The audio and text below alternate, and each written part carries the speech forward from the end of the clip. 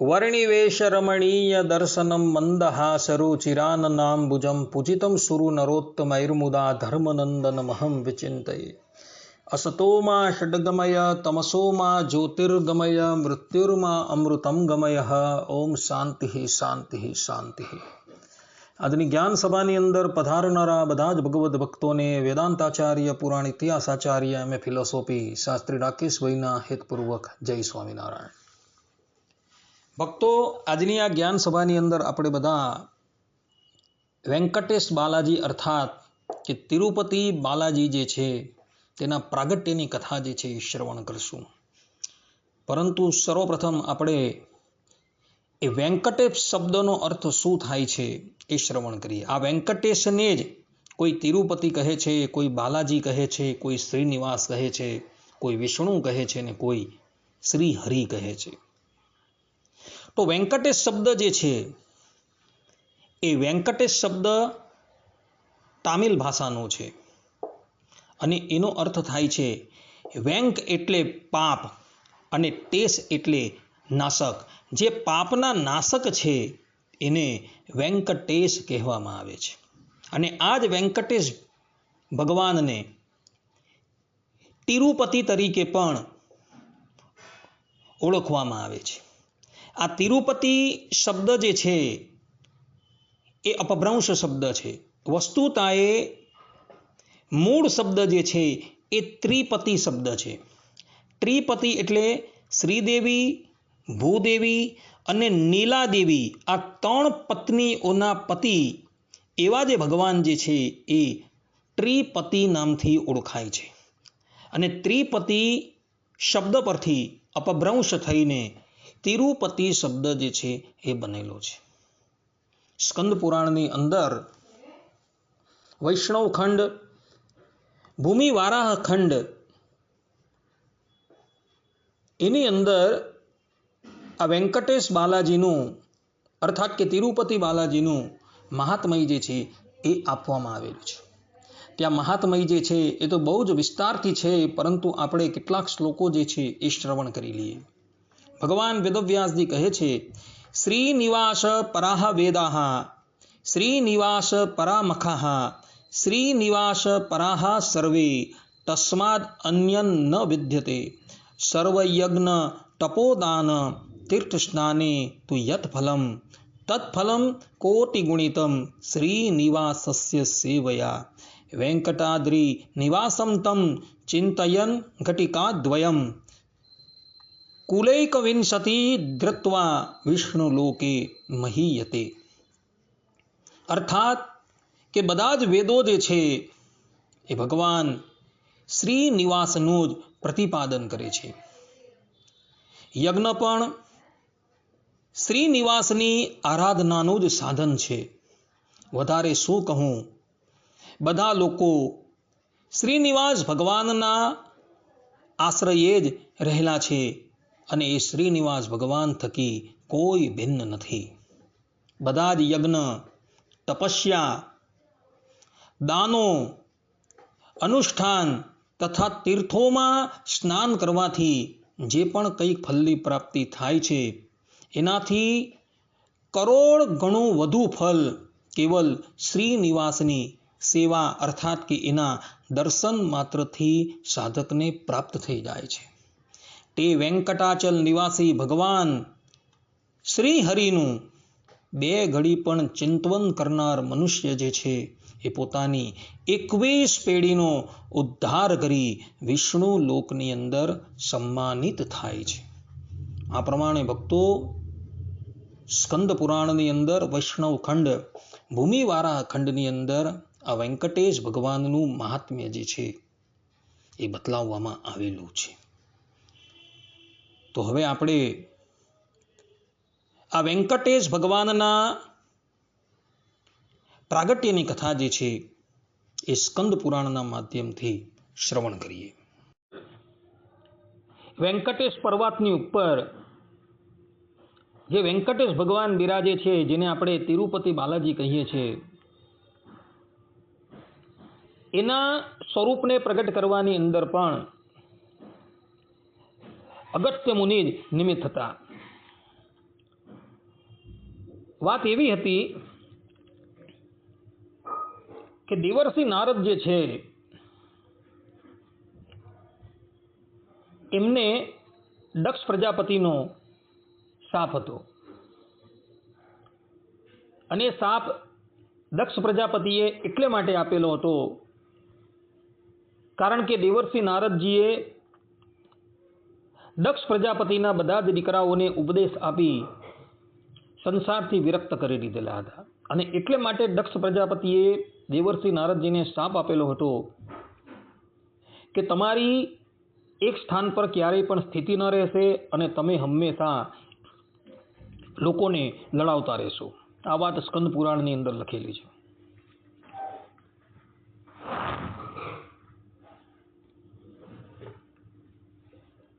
આ પ્રમાણે જ્યારે દક્ષ પ્રજાપતિએ શાપ આપ્યો ત્યારે દેવર્ષિ નારદજીએ એ શાપને સ્વીકારી લીધો.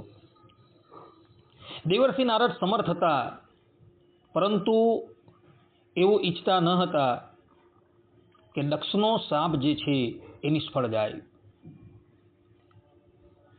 અને એટલે માટે દેવર્ષિ નારદ જે છે એ હંમેશા પરસ્પર એકબીજાને વિવાદ કરાવતા રહે છે. દેવર્ષિ નારદ આમ તો ભગવાનના પરમ ભક્ત છે, ત્રિકાલદર્શી છે,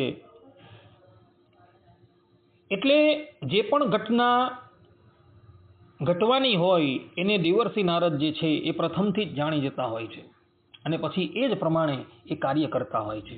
આ વાતનો ખુલાસો ભગવાન શ્રી કૃષ્ણએ સ્કંદ પુરાણની અંદર કરેલો છે. ઉગ્રસેન રાજાએ જ્યારે ભગવાન શ્રી કૃષ્ણને પ્રશ્ન કરેલો હતો કે દેવર્ષિ નારદ હંમેશા લોકો વચ્ચે વિવાદ કેમ કરાવતા રહે છે, તો એ પ્રશ્નના ઉત્તરની અંદર ભગવાન શ્રી કૃષ્ણએ આ બાબત જે છે એ એમને જણાવેલી હતી. તો દેવર્ષિ નારદ જે છે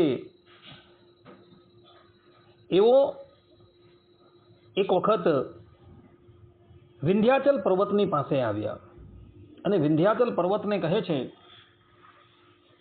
કે હે પર્વત શ્રેષ્ઠ, સૂર્યદેવ જે છે એ હંમેશા મેરુગીરીની જ પરિક્રમા કરતા રહે છે.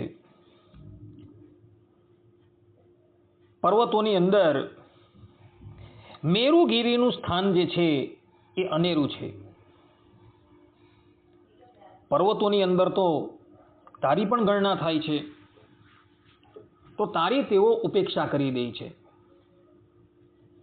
માટે હવે તું પણ કંઈક એવું કર જેથી કરીને સૂર્યદેવ જે છે એ તારી પણ પરિક્રમા કરે. આ પ્રમાણે કહી દેવર્ષિ નારદજી ત્યાં જ જતા રહ્યા અને પછી આ વિંધ્યાચલ પર્વત જે છે એ પણ સૂર્યદેવ પોતાની પરિક્રમા કરે એને અર્થે પોતાના સ્થાન પરથી એ વૃદ્ધિ પામવા લાગ્યું અને એ વૃદ્ધિ પામતો પામતો એટલો બધો વધી ગયો કે સૂર્યદેવનો માર્ગ રોકીને ઊભો રહી ગયો. સમસ્ત જગતની અંદર અંધકાર છવાઈ ગયો. આ તરફ ભગવાન શંકર અને પાર્વતીજીના લગ્ન ગોઠવાઈ ચૂકેલા હતા અને એ લગ્નની અંદર એ બધાએ જોયું કે અચાનક અંધકાર પથરાઈ ગયો છે. ભગવાન શંકર સર્વજ્ઞ છે, અંધકાર પથરાવાનું કારણ એ જાણી ગયા એટલે પોતાના પરમ ભક્ત અગસ્ત્યજીને એ આજ્ઞા કરે છે કે તમે જાઓ અને વિંધ્યાચલને વૃદ્ધિ પામતો અટકાવો. ભગવાન શંકરની આજ્ઞા થતા અગસ્ત્યજી ઉત્તરથી દક્ષિણ તરફ રવાના થયા, કારણ કે વિંધ્યાચલ જે છે એ દક્ષિણની અંદર આવેલો છે. વિંધ્યગિરીએ જોયું કે અગસ્ત્ય મુનિ મારી પાસે આવી રહ્યા છે. સર્વપ્રથમ તો એ અગસ્ત્ય મુનિને દંડવત પ્રણામ કરે છે દંડવત પ્રણામ કર્યા એટલે અગસ્ત્ય મુનિ જે છે એ વિંધ્યગીરી પ્રત્યે બોલ્યા કે હે પર્વતરાજ, હવે તું આમને આમ જ સૂઈ રહે. જ્યાં લગીન હું દક્ષિણ દિશામાંથી પુનઃ ઉત્તર દિશામાં ન આવું ત્યાં લગીન તારે આમને આમ જ પડી રહેવાનું છે. વિંધ્યગીરી કહે ભલે મહર્ષિ. અને તે પછી અગસ્ત્ય મુનિ દક્ષિણ દિશાની અંદર ગયા તે ગયા આજ લગીને ઉત્તર દિશાની અંદર આવેલા નથી. અને વિંધ્યગીરીની મજાલ ન હતી કે મહર્ષિના વાક્યનું એ ઉલ્લંઘન કરી શકે. કારણ કે અગસ્ત્યનો પ્રતાપ જ એટલો બધો અદ્ભુત હતો કે વિંધ્યગીરી પોતે અગસ્ત્યજીના વાક્યોનું ઉલ્લંઘન કરવા માટે સમર્થ ન થયું. તે પછી અગસ્ત્યજી જે છે એ દક્ષિણ દિશાનો આશ્રય કરીને રહ્યા. દક્ષિણ દિશાની અંદર આવેલા વેંકટાચલ પર્વતની ઉપર અગસ્ત્ય ઋષિ તપસ્યા કરવા લાગ્યા. તપસ્યાનો ઉદ્દેશ્ય એ જ હતો કે કેમેય કરીને શ્રીમન નારાયણ ભગવાન જે છે એ મને દર્શન આપે. અગસ્ત્ય ઋષિ જ્યારે તપસ્યા પરાયણ થયા એ જ અરસાની અંદર ધરાતલની ઉપર મહિષ્મતી નગરીની અંદર એક રાજા થયો જેનો રાજાનું નામ હતું શંખ. આ શંખ જે છે એ ભગવાન શ્રીમન નારાયણનો એકાંતિક ભક્ત હતો. રાજ્ય એમણે ભગવાનને કૃષ્ણાર્પણ કરી દીધેલું હતું અને ભગવાનનું જ રાજ્ય છે એમ સમજીને એનો વહીવટ કરતા હતો અને હંમેશા ભગવાનના ગુણાનુવાદ, ભગવાનની સેવા એની અંદર જ એ નિર્મગ્ન રહેતો હતો. રાજાનો ઉદ્દેશ્ય જે છે એ કેવલ ને કેવલ પ્રત્યક્ષ ભગવાનના દર્શન કરવાનો હતો. એની સમસ્ત કામનાઓ જે છે એ નિવૃત્ત થઈ ગઈ હતી. આ લોકોને પરલોકના સુખ જે છે એ એને વિષ જેવા લાગતા હતા. એટલે હંમેશા ભગવાનના સ્વરૂપની અંદર, એમની લીલાઓની અંદર એ હંમેશા તન્મય રહેતો હતો. એક સમયની વાત છે, આ રાજાની અધીરતા જોઈ ભગવાન શ્રીમન નારાયણ આકાશવાણી દ્વારા બોલ્યા કે હે રાજન, હાલમાં તો તને મારા દર્શન થવા અશક્ય છે, પરંતુ 1000 વર્ષ વ્યતીત થઈ ગયા બાદ હું તારી સન્મુખ પ્રગટ થઈશ. આ પ્રમાણે પરમાત્માની વાણી સાંભળી શંખ રાજા જે છે એ અત્યંત પ્રસન્ન થઈ ગયા. એને મન તો 1000 વર્ષ જે છે એ એક ક્ષણ જેવા હતા. તે પછી આ શંખરાજ જે છે એ પોતાના રાજપાટનો ત્યાગ કરી દે છે. રાજસિંહાસનની ઉપર પોતાના પુત્રનો અભિષેક કરી દે છે અને આ રાજા બધી જ વસ્તુઓનો ત્યાગ કરી દક્ષિણમાં આવેલા વેંકટાચલ પર્વતની પર આવે છે. આ વેંકટાચલ પર્વત જે છે ભક્તો વૈકુંઠમાંથી પધારેલો છે અને ત્યાં રહેલી એક પુષ્કરણી જે છે એ પુષ્કરણીના તટની ઉપર પર્ણકુટી બાંધી એ તપસ્યા કરવા પૂર્વક ભગવાન શ્રીમન નારાયણની આરાધના કરવા લાગ્યો. આ તરફ અગસ્ત્ય ઋષિ જે છે એ પણ નિત્ય વેંકટાચલ પર્વતની પરિક્રમા કરતા હતા અને સાથે સાથે ભગવાનની આરાધના કરતા હતા. અને એમ કરતા કરતા 1000 વર્ષ વ્યતીત થઈ ગયા, પરંતુ અગસ્ત્ય ઋષિને ભગવાનના દર્શન થતા નથી. એટલે એ મનોમન અત્યંત આકુળ વ્યાકુળ થવા લાગ્યા. મહર્ષિની આ પ્રમાણેની સ્થિતિ જોઈ બ્રહ્માજીએ બૃહસ્પતિજી, શુક્રાચાર્ય ઇત્યાદિ મહર્ષિઓને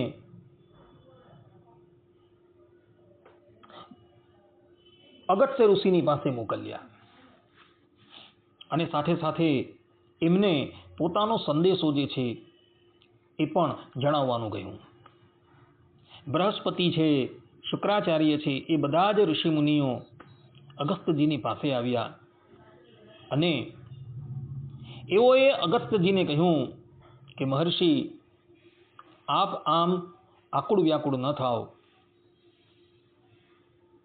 થોડા જ દિવસોની અંદર ભગવાન શ્રીમદ નારાયણના તમને દર્શન થશે, પરંતુ અત્યારે તમે આ સ્થાન ત્યાગ કરી જે સ્થાનની ઉપર શંખ રાજા ભગવાનની આરાધના કરે છે ત્યાં પધારો. ત્યાં તમને ભગવાનના દર્શન અવશ્ય થશે.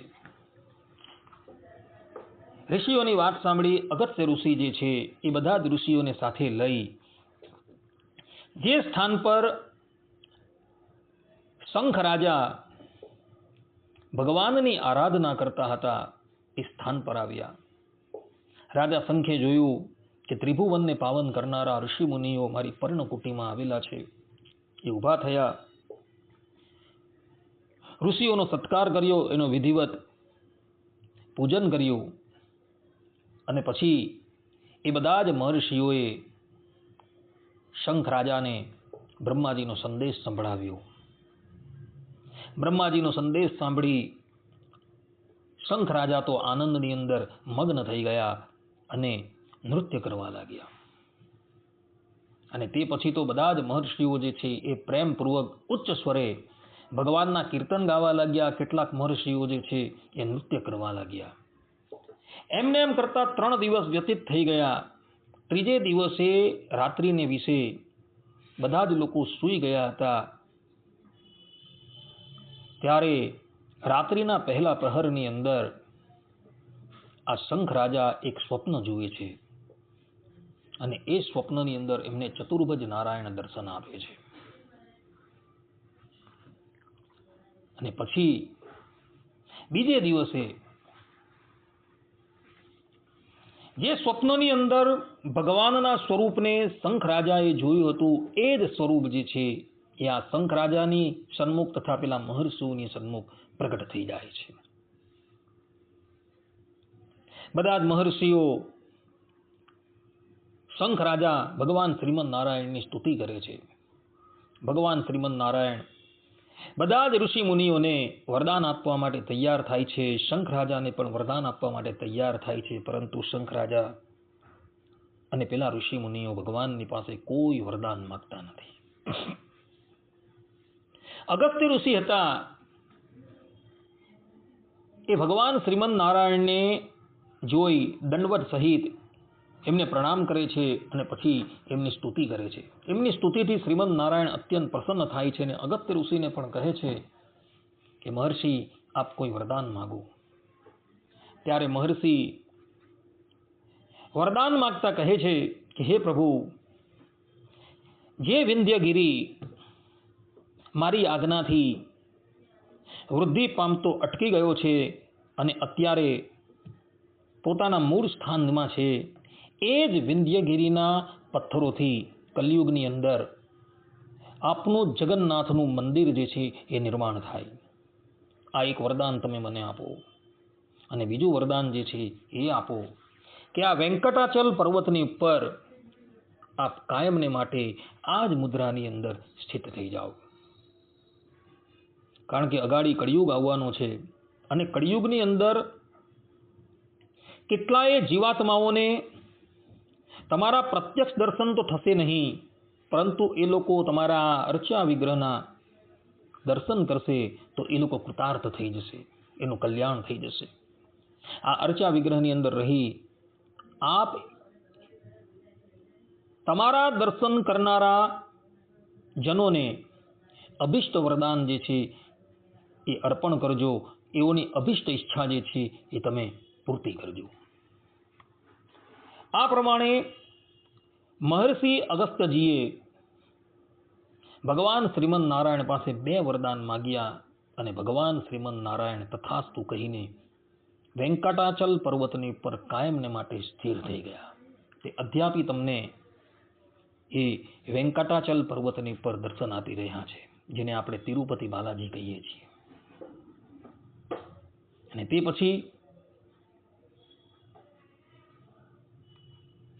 કળિયુગની અંદર જગન્નાથપુરીનું મંદિર જ્યારે નિર્માણ થતું હતું ત્યારે એ મંદિરના નિર્માણની અંદર વિંધ્યાચલ પર્વતની શિલાનો ઉપયોગ કરવામાં આવેલો હતો અને મંદિર બનાવી એની અંદર ઠાકોરજીની પ્રતિષ્ઠા જે છે એ કરવામાં આવેલી હતી. એટલે વેંકટેશ બાલાજી અને જગન્નાથ ભગવાન એ બેના પ્રાગટ્યની અંદર અગસ્ત્ય મુનિ જે છે એ નિમિત્ત બની ગયા હતા ભક્તો. આ પ્રમાણેની કથા સ્કંદ પુરાણની અંદર જોવા મળે. હવે આપણે વેંકટાચલની ઉપર જે દર્શનીય સ્થળો જે છે તેની વાત કરીએ. આમ જોવા જઈએ તો સંપૂર્ણ વેંકટાચલ પર્વત અર્થાત કે તિરુપતિ બાલાજી જે છે એ દર્શનીય છે. એના પર અનેકો તીર્થો આવેલા છે. કપિલ તીર્થ આવેલું છે. આ ઉપરાંત કલ્યાણકટ્ટ નામનું તીર્થ આવેલું છે. સ્વામી પુષ્કરિણી નામનું તીર્થ આવેલું છે. વરાહ મંદિર આવેલું છે. આકાશગંગા, પાપનાશક તીર્થ, વૈકુંઠ તીર્થ, પાંડવ તીર્થ ઇત્યાદિ તીર્થો વેંકટાચલની ઉપર જોવા મળે છે. પરંતુ આ બધા જ તીર્થોની અંદર બે તીર્થ જે છે એ સૌથી મહત્વના છે.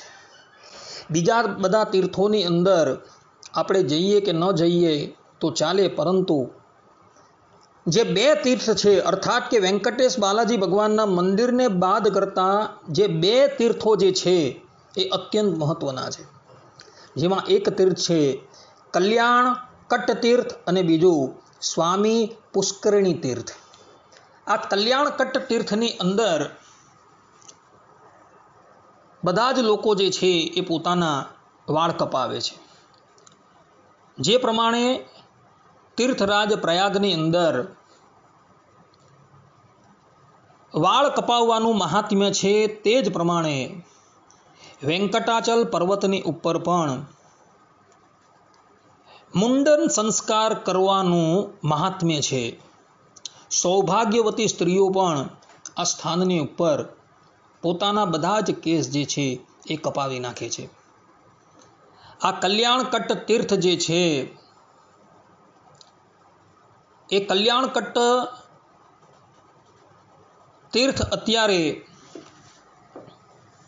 વેંકટેશ બાલાજીની અંદર એક સ્થાનની ઉપર આવેલું છે. એ સ્થાન પર પહેલા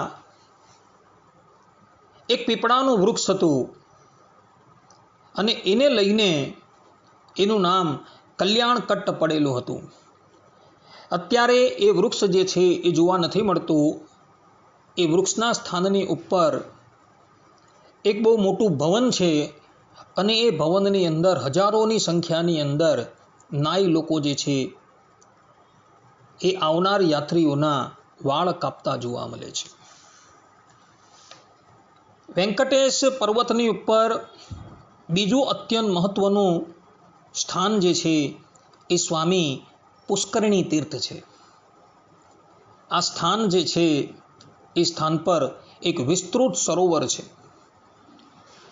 કહેવાય છે કે વરાહ અવતારના સમયે ભગવાન વરાહની આજ્ઞાથી ગરુડજી વૈકુંઠમાંથી આ સરોવરને લાવેલા હતા અને એઓએ વેંકટાચલની ઉપર આ સરોવરની સ્થાપના કરી હતી. આ સરોવર એટલું બધું પવિત્ર છે કે મનુષ્યના કોઈ પણ પાપ જે છે એ પાપને હરનારું છે. સ્કંદ પુરાણની અંદર વેંકટાચલ મહાત્મયની અંદર આ સ્વામી પુષ્કરિણી સરોવરનું વર્ણન આવે છે. તેમાં એક કથા આવે છે. આ કથા જે છે એ પરીક્ષિત રાજાની સાથે સંબંધ ધરાવે છે. પરીક્ષિત રાજાને શૃંગી બાળકનો શાપ થયો હતો કે 7 દિવસની અંદર તક્ષક નાગના કરડવાથી એનું મૃત્યુ થશે. આ વાત સાંભળી એક કશ્યપ નામનો બ્રાહ્મણ જે છે એ પરીક્ષિત રાજાની પાસે જતો હતો. એનું કારણ એ હતું કે આ કશ્યપ બ્રાહ્મણ જે છે એ વિષ ઉતારવાની વિદ્યા જાણતો હતો. માર્ગમાં એને મૂર્તિમાન તક્ષક મળે છે અને તક્ષકને ખબર પડી જાય છે કે આ કશ્યપ નામનો બ્રાહ્મણ જે છે એ વિષ ઉતારવાની વિદ્યા જાણે છે. કશ્યપ જે છે એ વિષ ઉતારવાની અંદર અત્યંત નિષ્ણાંત હતો, કારણ કે એણે ગરુડ પુરાણનું કેટલીય વખત અધ્યયન કરેલું હતું. કશ્યપ જ્યારે પરીક્ષિત રાજાની પાસે જતો હતો ત્યારે માર્ગની અંદર તક્ષક નાગ એને મળે છે અને કહે છે કે હે બ્રાહ્મણ દેવતા, તમે ક્યાં જાઓ છો? ત્યારે કશ્યપ બ્રાહ્મણ કહે છે કે પરીક્ષિતને તક્ષક નાગ દંશ દેવાનો છે અને મારી પાસે એવી વિદ્યા છે કે એ વિદ્યાના પ્રતાપથી હું પરીક્ષિત રાજાને પુનઃ જીવિત કરી દેવીશ. તે વખતે તક્ષક નાગ જે છે એ કશ્યપને કહે છે કે હું પોતે જ તક્ષક છું.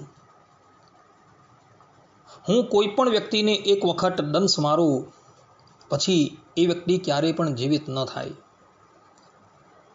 ત્યારે કશ્યપ કહે છે કે નાગરાજ, તમારા વિષને પણ હું ઉતારી દઉં એવી વિદ્યા મારી અંદર છે. આ પ્રમાણે કશ્યપની વાત સાંભળી તક્ષક નાગ પોતાના મૂળ રૂપની અંદર આવે છે અને સમીપ રહેલા એક વૃક્ષને દંશ મારે છે. દંશ મારતા જ પેલું વૃક્ષ જે છે એ બળીને ખાખ થઈ જાય છે. પછી કશ્યપ નામનો બ્રાહ્મણ જે છે એ પોતાની વિદ્યાથી એ વૃક્ષને પુનઃ જેવું હતું તેવું કરી દે છે. આ પ્રમાણેની ક્રિયા જોઈ તક્ષક જે છે એ કશ્યપને કહે છે કે હે બ્રાહ્મણ દેવતા, તમે શા માટે ત્યાં જાઓ છો? મને લાગે છે કે તમને ધનની જરૂર છે.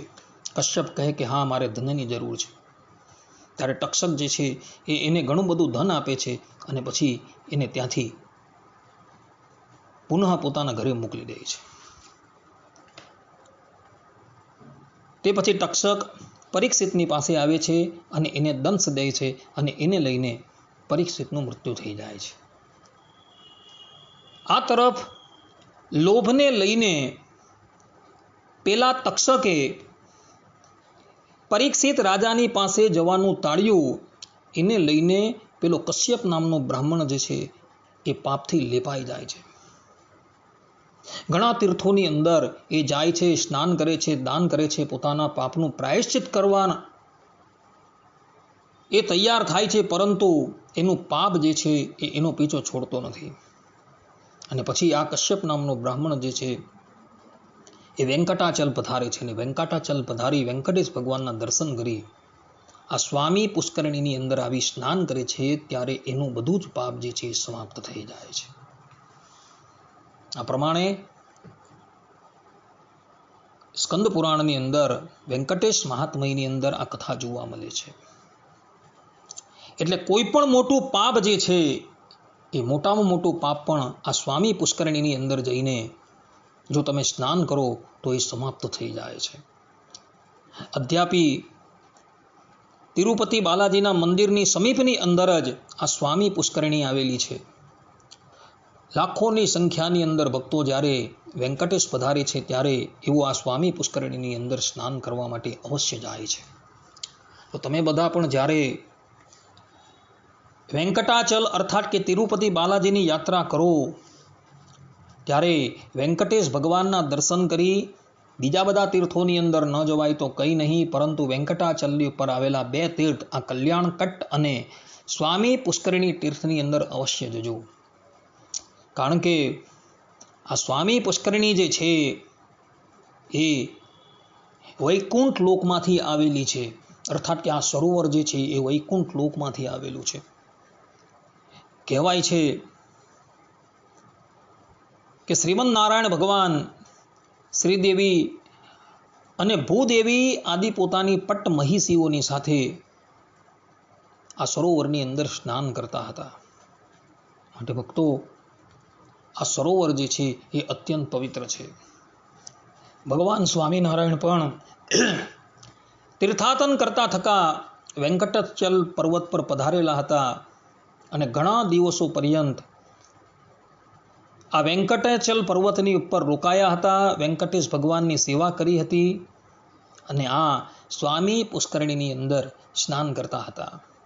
એટલે સ્વામિનારાયણ સંપ્રદાયના લોકો માટે પણ આ તીર્થ જે છે એ અત્યંત મહત્વનું છે. માટે ભક્તો, જ્યારે પણ તમે વેંકટેશ બાલાજીના દર્શન કરવા માટે જાઓ ત્યારે બાલાજી ભગવાનના દર્શન કરી આ સ્વામી પુષ્કરણીની અંદર અવશ્ય સ્નાન કરજો, જેથી કરીને તમારા બધા જ કલ્મશો જે છે એ સમાપ્ત થઈ જશે.